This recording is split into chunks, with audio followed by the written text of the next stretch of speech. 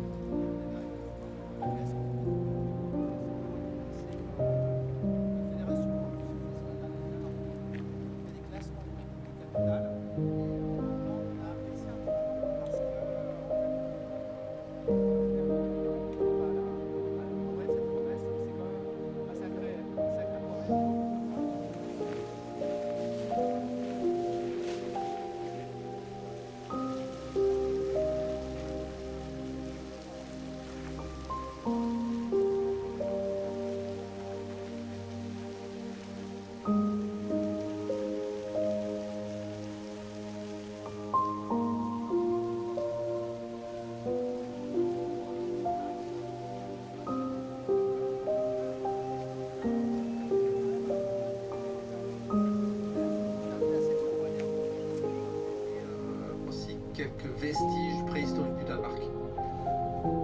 C'est les 2 thématiques, on va dire, des billets de banque. Tout ce qui est imprimé au Danemark, en fait, est conservé dans les archives de la bibliothèque qui se trouve sur la gauche. Et on voit bien la passerelle là, entre le bâtiment. Un petit peu plus loin, on apercevra un autre bâtiment architectural, le plus récent d'ailleurs de Copenhague, c'est Duplo ou Lego, empilés les unes sur les autres.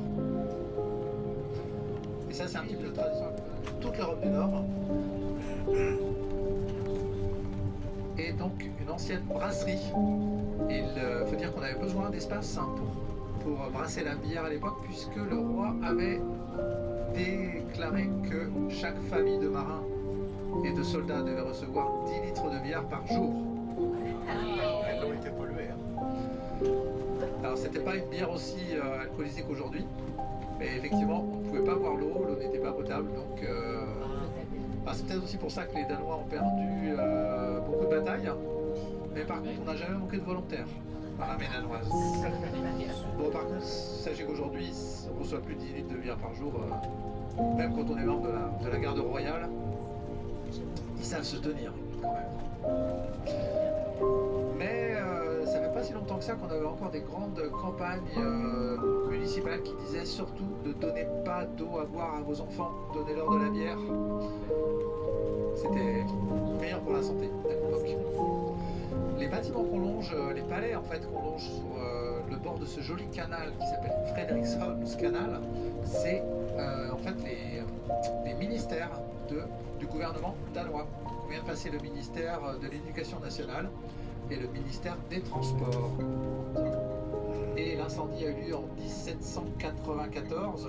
On a reconstruit Christiansborg, il a de nouveau brûlé. Et donc le Christiansborg actuel, c'est en fait celui qu'on a vu de l'autre côté, là, sur la place. C'est en fait... c'est en fait à la rue.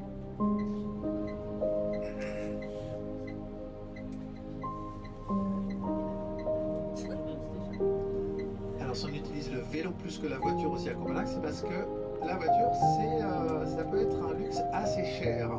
Déjà, les prix sont chers, mais en plus, on a une taxe là-dessus. Donc les autres, ils se contentent du vélo ou bien ils louent des voitures éventuellement quand ils en ont besoin. L'arrière de Christiansborg est devant nous, le musée Christiansborg. Devant nous, le clocher de l'église Saint-Nicolas. Et Saint-Nicolas, c'est la première église où a eu lieu un prêche protestant. C'était au XVIe siècle, hein. La réforme protestante, c'était 1536 au Danemark. Les rues piétonnes sur notre gauche, derrière la statue de ce chevalier qui est dans Copenhague, qui est l'église de la Marine. Et cette église de la Marine, en fait, c'était une ancienne forge d'encre qui a été transformée en église par ce bon roi Christian IV, encore lui. Et sur la droite de l'église, on voit un bâtiment de sa propre monnaie. C'est un peu compliqué. Voilà Nils Juel, notre amiral, qui a l'impression qu'il est en train de régler la circulation.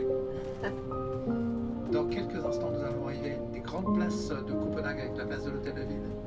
Cette fois-ci, c'est cette place qui s'appelle un grand hôtel qui s'appelle l'Hôtel d'Angleterre, en français dans le texte. On a aussi l'ambassade de France qui se trouve ici. Un joli théâtre sur notre droite. Et en fait, nous reviendrons sur cette place tout à l'heure pour faire un petit arrêt et je vous emmènerai voir le canal, la carte postale de Copenhague, qui est ce canal de Nyhavn. Mais déjà un petit aperçu tout de suite sur votre droite, l'église de marbre qui est la plus grande église de Copenhague. Qui est assez impressionnante. Elle est ouverte, elle est gratuite.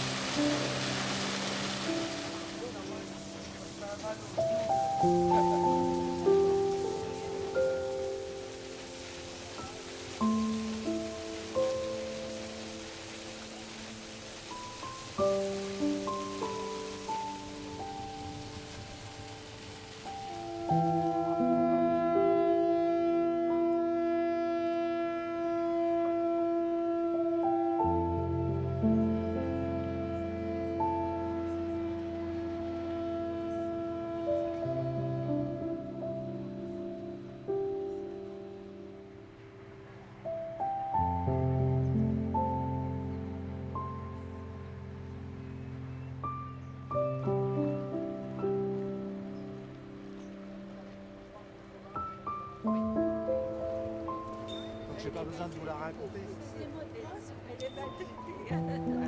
Celle-ci, elle a été maltraitée un peu comme dans le conte d'ailleurs. Dans le conte, elle tombe amoureuse d'un prince mais qui allait se poser sur une princesse. Davide. Au personnel du port. Des petites maisons en briques peintes à la chaux, ça c'est vraiment un emblème aussi de... Combien de temps à pied de ça 30 minutes, sans forcer. Quand vous dites le vieux, c'est... La vieille ville, c'est juste toute la partie qu'on fait à pied. Donc moi je propose de faire un salade avant 2 heures, avant 14 heures. Laissez le temps de manger pour ceux qui veulent manger un morceau autour de l'hôtel. Il y a plein de choses. Alors le tour en bateau, il y a 2 endroits. Je vous montrerai l'autre endroit qui est à peu près.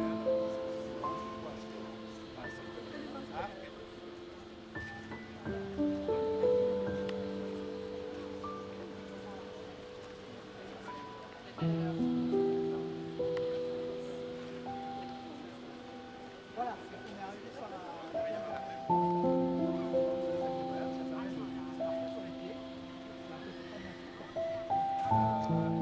Un palais pour le prince Philippe. Le prince Frédéric. Frère Frédéric, c'est un petit pied-à-terre qui fait les sols.